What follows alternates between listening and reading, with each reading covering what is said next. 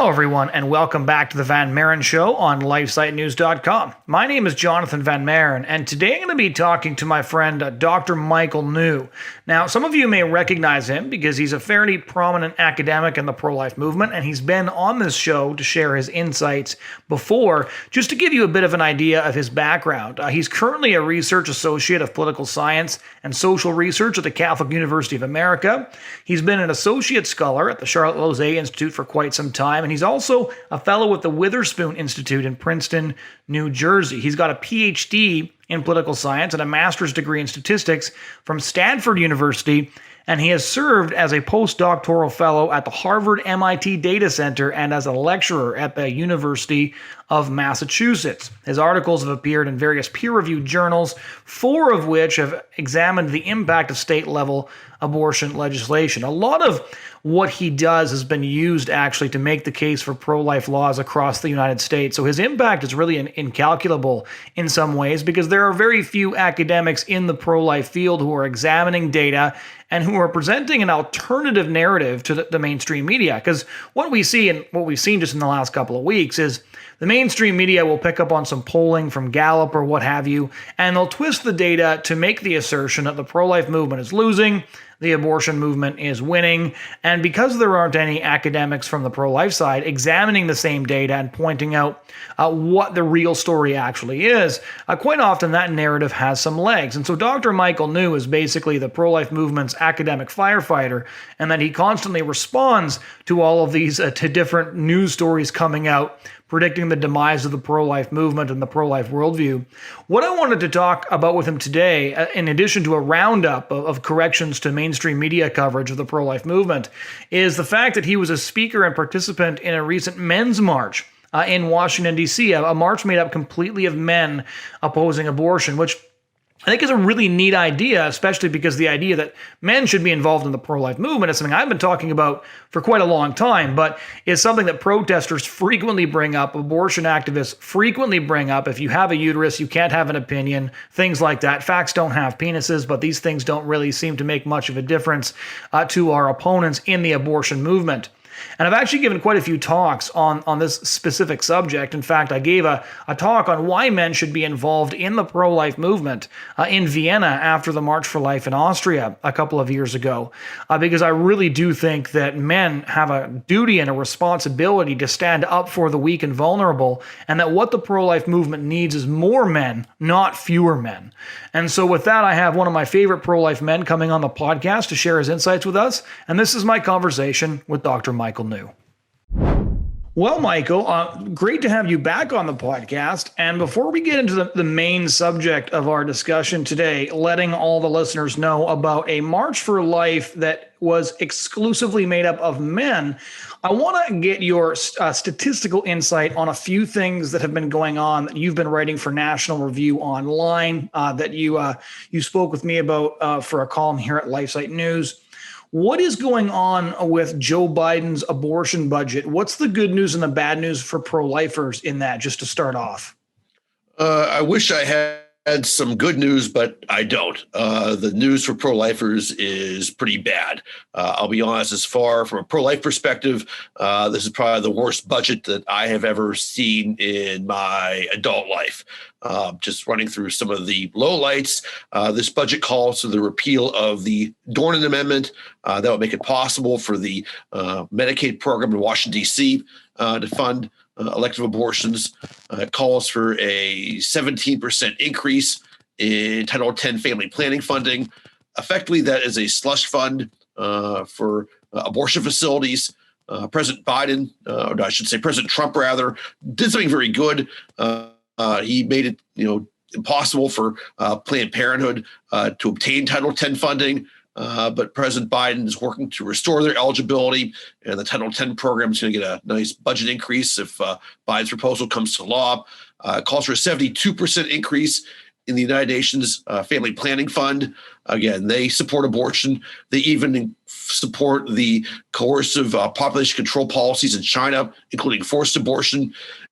And the one thing that should definitely be on the radar screen of every pro-lifer is this budget calls for the repeal of the Hyde Amendment. This is the first budget in 28 years that calls for the repeal of the Hyde Amendment. And if your listeners are not familiar with the Hyde Amendment limits the ability of the federal government to fund abortions through the Medicaid program. So Medicaid is a government program, provides health insurance to low-income earners. And ever since the Hyde Amendment was passed in 1976, it was upheld by the Supreme Court in 1980. By and large, the federal government is kind of out of the business of funding elective abortions through Medicaid. So it's the position of Joe Biden that abortion should not only be legal, but it should be paid for with everyone's taxpayer dollars. And we know from a lot of research that the Hyde Amendment saves lives, that when abortions are free or very heavily subsidized, abortion rates go up. And again, there's a very strong body of evidence suggesting that if you repeal the Hyde Amendment, the abortion rate will go up. Center for Reproductive Rights did a study back in 2010. They found that the Hyde Amendment had stopped over 1 million abortions. My longitude study, which I first authored in 2016 and revised 2020, has found the Hyde Amendment has saved over 2.4 million abortions and continues to save 60,000 lives every year. So pro-lifers really have our work cut out for us as far as preserving the Hyde Amendment. If you want some good news, the good news is this is just a proposal. The president's budget really has no legal weight, but it really does show some insight what President Biden's priorities are. So that's one thing. And that the battle over the Hyde Amendment is winnable. Democratic margins in both the House and Senate are very slim. If we can just get a few Democrats to flip, we can save the Hyde Amendment. Republicans can also filibuster and try to block an appropriations bill that does not include Hyde. So it's not over, but pro-lifers certainly have our work cut out for us this year. One thing I'd like your take on is look, I'm 32 and I'm old enough to remember the Hyde Amendment not being particularly controversial, even with Democratic presidents, right? Even Barack Obama, who was at the time of his inauguration, the most pro-abortion politician ever to be sworn in to the highest office in the United States, included the Hyde Amendment in his budgets without a whole lot of fanfare. Joe Biden was generally considered to be a moderate. And even actually when Barack Obama selected him as his running mate, ironically, Biden was considered to be a moderate Democrat that sort of took the edge off some of Obama's more left-wing progressive tendencies. So how is it that Joe Biden is the one who's spearheading most of what the abortion industry wants in his budget and in other policies? I mean, you are right. This is unprecedented, even for Democratic presidents. 7 of the 8 budgets proposed by President Clinton include the Hyde Amendment. All 8 budgets proposed by President Obama include the Hyde Amendment. So this is a real departure from precedent. What happened? I think what you see happening is, if you look at Joe Biden's kind of career trajectory and you look at kind of what he's done on abortion and sanctity of life issues, he's kind of followed, mainstream opinion in the Democratic Party. That for much of his career, he thought abortion should be legal, but not paid for with taxpayer dollars. In fact, in 1994, he wrote to a constituent and bragged that on no fewer than 50 occasions did he vote against taxpayer funding for abortion. So that was a typical position for a lot of Democrats in the 80s, 90s, and 2000s to support legal abortion, but at least oppose taxpayer funding of abortion. What's happened is that the Democratic Party really has shifted to the left on these issues. That if you kind of look at the demographics of the Democratic Party, they used to get a lot of votes from a lot of older Catholics who came of age during the Great Depression or World War II. And these Catholic voters tended to be somewhat liberal on economic issues. They supported unions, they supported Medicare, Medicaid, Social Security, but they were socially conservative. So, Democratic politicians realized that was part of their base, and supporting, or I should say opposing taxpayer funding of abortion was a good way to kind of reach out to these voters. That demographic block is diminished. If somebody was, say, 10 when the Great Depression happened, they're over 100 now, if they're still alive. So a group of older, more conservative Democrats has passed away. They were replaced by a younger group of Democrats. It's a lot more secular, a lot more liberal, especially on social issues. And as a result, there's a lot of pressure from these younger liberal activists to do away with the Hyde Amendment. And Joe Biden is responding to that. One more thing before we get to the march, just because you've been doing a lot of number crunching lately, and it's been extremely helpful for the pro-life movement to be able to read your work on this. There's a lot of headlines right across the mainstream media over the last couple of weeks has been about this new data set from Gallup polling claiming that an unprecedented number of Americans are actually supportive of the abortion agenda. And one has to surmise that the reason this polling is coming now is because it supports Joe Biden in his radically pro-abortion agenda. But you've written a few pieces saying not so fast. You've written a piece for Live Action. You've written a piece for National Review Online saying that this polling data is just actually more of the same. And while it indicates to pro-lifers that there's a lot of work to be done on the educational front, at the same time, it really isn't the doom and gloom that abortion activists are saying it is. So maybe kind of catch our listeners up on why this new polling data doesn't indicate a sea change in public opinion. Sure. Gallup typically does a poll on abortion once a year, and they tend to release the results sometime in June. And they ask a pretty wide range of questions about what people think about abortion and sanctity of life issues. The one question that's getting a lot of attention is they ask whether or not abortion is morally acceptable. And they did find a little bit of an increase in the percentage of people who thought abortion was morally acceptable. This poll found that 47% of Americans view abortion as morally acceptable. That's an all-time high. And a lot of people in the mainstream media are publicizing that finding pretty aggressively. But when you look at, all the questions they ask, you really see a lot of stability in attitudes towards sanctity of life issues. For instance, Gallup always asks the pro-life, pro-choice question. This time they found that 47% of Americans identify as pro-life, 48% of Americans identify as pro-choice. If you look at the results of the 5 Gallup polls prior to this one, average pro-life sentiment was 47%. So we were right at the average. So that indicates, I think, there's a lot of stability on sanctity of life issues in terms of attitudes, at least, towards sanctity of life issues. The poll also found that 52% of Americans think that abortion should either be always illegal or illegal in most circumstances. So that's a majority. So that's broadly consistent with prior Gallup polling. So that's, again, more evidence of stability. The one thing I'd also add is that I think it was just unfortunate that Gallup conducted this poll before President Biden released his budget. There's a good body of research showing that taxpayer funding of abortion tends to poll very poorly. And if the poll had come out after his budget got some attention, especially after the fact that he released a budget that did not include the Hyde Amendment, I think pro-life sentiment might have been even higher than it was. So by and large, I think you just see a lot of stability in sanctity of life issues, according to this Gallup poll.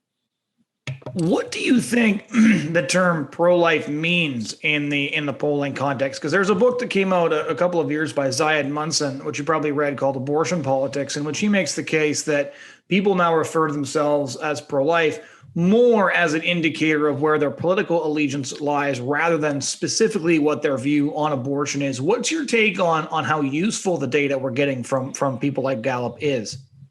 That's a very good question. I mean, one thing is we have seen more people are willing to identify as pro-life. That back in 1995, only 33% of people identified as pro-life, according to a Gallup survey. In 1996, only 37% identified as pro-life, according to Gallup. Now, pro-life tends to poll in the high 40s.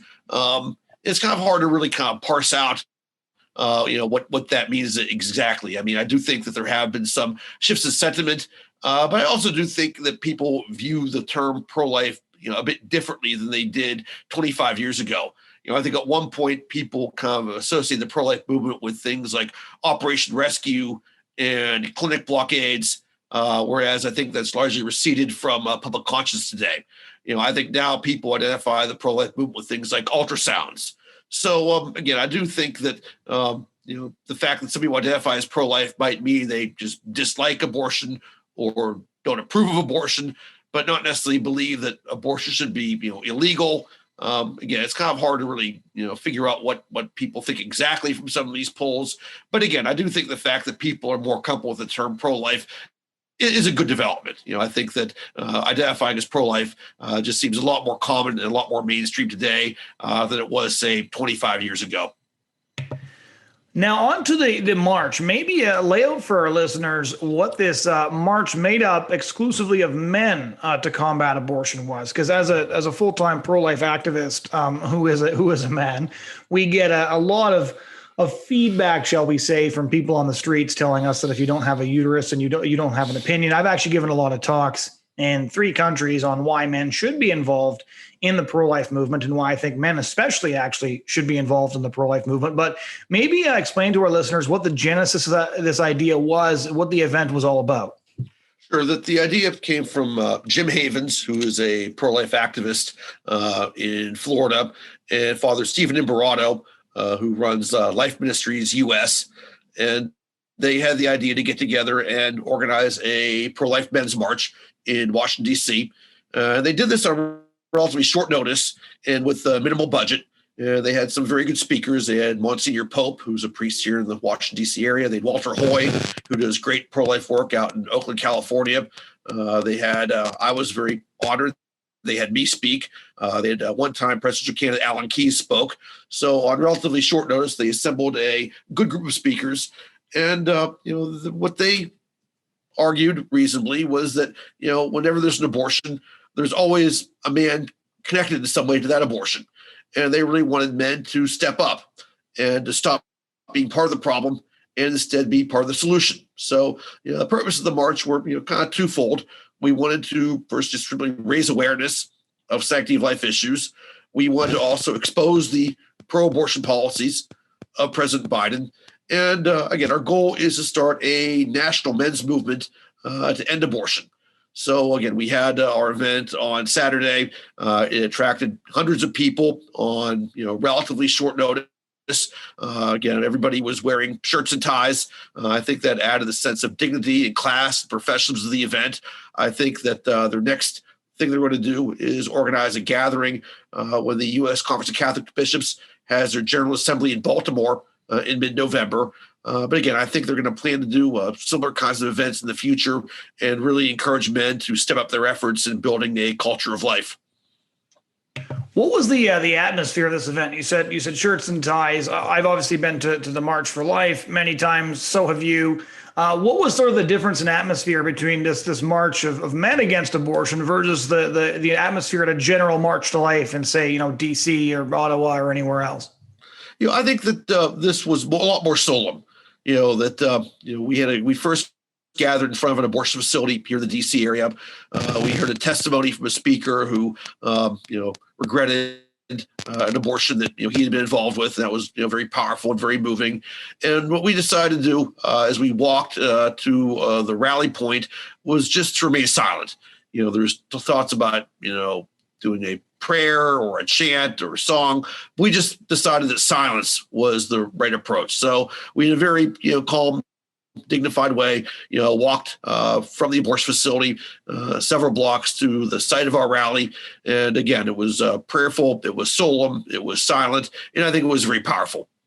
It's interesting you say that because some of the European marches have been silent marches, and I've actually found them far more powerful than the events where there's a lot of chanting and balloons and things like that, which is not at all to negate the power and the atmosphere of those marches. But when I was at the March for Life in the Netherlands in The Hague a few years back, there was 15,000 people there, and they all marched very silently. And it did just give a solemnity to an event that was not only committing to fight the ongoing killing of preborn children, but wasn't also in many ways a sort of a remembrance day for the many children who'd been killed. Mm-hmm. Yeah, then again, I think that I think there's different approaches. There's not any one approach that's right or wrong. But I just like the fact that it was very quiet. That, again, we were in front of an abortion facility. I don't know if abortions were happening that day or not, but it was at the Sant'Angelo facility, which does late-term abortions. And again, I just thought that the fact that men were wearing, shirts and ties, that we had some young people there. There's a nice picture that's going viral of a father and a son dressed up in shirt and tie. We're both holding rosaries. Again, I really thought it added a sense of class, professionalism to this event. maybe give it's kind of interesting because your career is in the pro-life movement is always interesting to me because not only are you an academic who has actually been educated at some of America's finest Ivy League universities, if somebody can still say such a thing, and you've done peer-reviewed studies on abortion. It's why you're one of the leading experts on abortion data in the United States for the pro-life movement. But you also are regularly out in front of abortion facilities, kind of pleading for the lives of the preborn, reaching out to people, offering them help. I regularly see you posting pictures on Facebook saying, I'm out in front of an abortion clinic right now with some pro-life friends. Please pray for what we're doing here. How did you end up in the pro-life movement? And how is it that you're both an academic and you're a frontline clinic activist? Because I know quite a few pro-life academics, and I know tons of frontline abortion activists, but I know, or pro-life activists, pardon me, but almost none that do both of those things. That's a very good question. I mean, I can kind of answer that a couple different ways. How did I get interested in the pro-life issue? I always say that God kind of reached out and grabbed me. That cradle Catholic, went to a Catholic grade school, went to a Catholic high school. Abortion was really not on the radar screen for me growing up. I was like a lot of other high school students scrambling around, involved in different activities, trying to make good grades. I do remember 11th grade, I did see The Silent Scream, the famous documentary where Dr. Bernard Nathanson shows an ultrasound of a child being aborted. And I remember being kind of disgusted by it, but I didn't run to the barricade and start doing pro-life work. And then for undergrad, I went to Dartmouth College, and my freshman year wasn't all that happy there. But the one thing I enjoyed was my involvement in some conservative political groups. And I think that started steering me down a more pro-life path. At some point during my freshman year, I probably would have felt comfortable identifying myself as pro-life. And then, one day, sophomore year, I was sitting at Mass, and I don't remember what happened. I don't know what the priest was talking about during the homily, but it just hit me like a ton of bricks that the life issue is really important. It's not like term limits. It's not like kind of the capital gains tax. This is a real life and death issue. And Michael, you should be doing something. Being a student, didn't know quite what to do. So I thought, maybe I'll start a group. So I approached my priest and I said, I'm interested in starting a pro-life group. And he told me there's a student already working on it. Why don't you work with him? So I emailed the student and we met and collaborated and helped get a group off the ground. So that was kind of my start. And I was active in pro-life groups, both as an undergrad at Dartmouth and as a graduate student at Stanford. Now, how to get to kind of street level activism?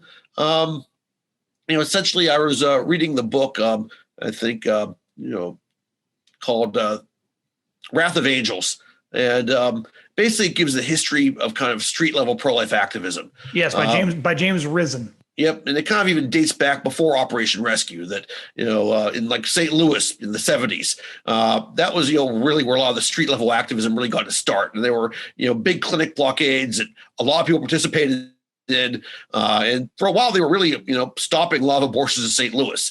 That almost everybody was Catholic. The police didn't want to arrest anybody. The judges didn't want to sentence anybody. So street level activism had a real difference in Missouri in the 70s and continues to do so to this day. And just reading this book, just kind of, a light bulb kind of went on that, the writing and research that, I do is great. But I just felt really called to be, involved in a more tangible way. And, I wasn't quite sure what to do. I wasn't really, trained as a sidewalk counselor. I was at this time a junior faculty member at the University of Alabama. And, to be honest, I was a little bit worried. I was like, what if I go to the abortion facility and I run into a student of mine? Or I run to a colleague? I'm not tenured here. And, if they file a complaint against me, there could be some repercussions. But one thing I've learned is that if, God's calling you to do something, he'll take care of things. And you should just follow his call. So I do remember, I guess I spent a summer in Washington, D.C. It was, I think, 2007. I went to a sidewalk counseling training session. I ran into somebody there who was kind of a teenager who was going to this abortion facility in Falls Church all by himself. And I'm like, no, you shouldn't be out there by yourself. If nothing else, I'm going to join you. Just keep an eye on things. And I was nervous the first time, but I went out there and, this guy wasn't falling. And, we didn't, necessarily have a lot of interactions with people, but we were a good prayerful presence. And, eventually I just became more and more comfortable with being a presence in front of these abortion facilities. And again, I moved to Washington, D.C., August of 2018. And, about a month after I moved in, I took a trip to the Planned Parenthood one Saturday, and I thought we'd have a really big contingent of people there. I know when I spent summers in D.C., we'd have 20 or 30 people praying outside the Planned Parenthood, and I was surprised to see only 2 pro-life people there. And, some people moved away. The abortion clinic moved to a new location that some people didn't like. Just for a lot of circumstantial reasons, our presence was diminished. And I just thought, we need to get this built back up again. I need to be out here on Saturdays. I'll run a 40 Days for Life campaign. I'll email my friends and go to social media. And, the world hasn't necessarily banged down my door eager to help. But we have gotten more people out there. We have assembled a good team that does go out there to pray on a consistent basis. And, we are reaching out to women and we are making a positive impact. So, that's kind of my story. Maybe for those listeners who have never been outside an abortion clinic, give us an idea of what it's like. So you usually go out Saturday mornings, from what I can see. What does your day look like? You head out to the clinic, and then what? What happens? Typically, I head out to the clinic. We usually try to get there early if we can. That typically they start appointments early. I usually like to bring some signs. I have one sign that has a hotline for a pregnancy help center. We have another sign that indicates if you're injured in abortion, we give people a number to call. I typically try to plan things out in advance. I have pamphlets that I carry with me. I have one, general pamphlet about, field development. I have another that offers lists of local resources.